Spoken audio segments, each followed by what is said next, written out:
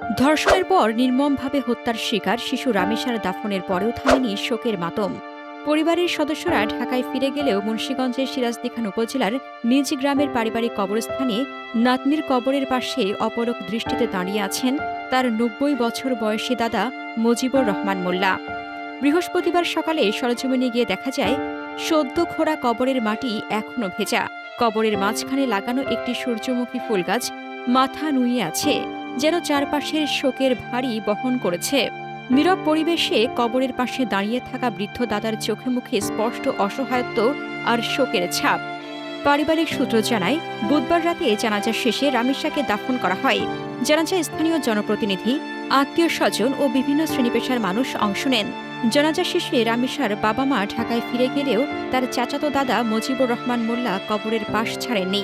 রামিসার চাচাতো ভাই রানা মোল্লা বলেন, রামিসার পরিবার স্থায়ীভাবে গ্রামে থাকে না। তার বাবা ঢাকায় একটি বেসরকারি প্রতিষ্ঠানে চাকরি করেন। ঈদ পার্বণে তারা গ্রামে আসতেন। রামিসা খুব চঞ্চল ও প্রাণবন্ত ছিল। বাড়িতে এলেই সবার সঙ্গে মিশে পুরো বাড়ি মাতিয়ে রাখত। তিনি আরও বলেন, এমন একটি নিষ্পাপ শিশুকে যে পাশবিক নির্যাতন করে হত্যা করেছে, আমরা তার দৃষ্টান্তমূলক শাস্তি চাই।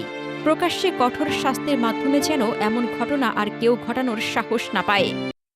আমরা শুধু এখন আশা করতেছি যে যে চলে গেছে সে তো আর ফিরে আসবে না, কিন্তু আমরা চাচ্ছি এই রামিসার মধ্য দিয়েই যেন শেষ হয় শিশু হত্যা, শিশু ধর্ষণ, শিশু খুন। আর সরকারের কাছে আকুল আবেদন যেন এই মামলাটা কোনো মতেই ধামাচাপা দিয়ে যেন সমাপ্ত না করে, এটা যেন সুষ্ঠুভাবে বিচারটা করে এবং এই বিচার দেখে সারা বাংলাদেশ না সারা পৃথিবীর লোক দেখে যেন বুঝতে পারে যে না, একটা সত্যিকারের আমরা বিচার পাইছি। আমরা চাই সর্বোচ্চ বিচার, ফাঁসি। শুধু ফাঁসি না, প্রকাশ্য দিবালোকে ফাঁসি, গোপনে না। এটাই আমার চাওয়া। এদিকে এ ঘটনার প্রতিবাদে দ্রুত বিচারের দাবিতে বিভিন্ন সংগঠন কর্মসূচি ঘোষণা করেছে। বৃহস্পতিবার বিকেল ৩টায় জানাজার পর জামাত ইসলামী সিরাজদিখান উপজেলার শাখা বিক্ষোভ মিছিলের আয়োজন করেছে। এছাড়া বিকেল ৫টায় জাতীয় পরিবেশ ও মানবাধিকার সংস্থা সিরাজদিখান বাসস্ট্যান্ড মোড়ে মানববন্ধন কর্মসূচি পালন করবে। পরিবার জানায়, দুই বোনের মধ্যে রামিসাই ছিল ছোট।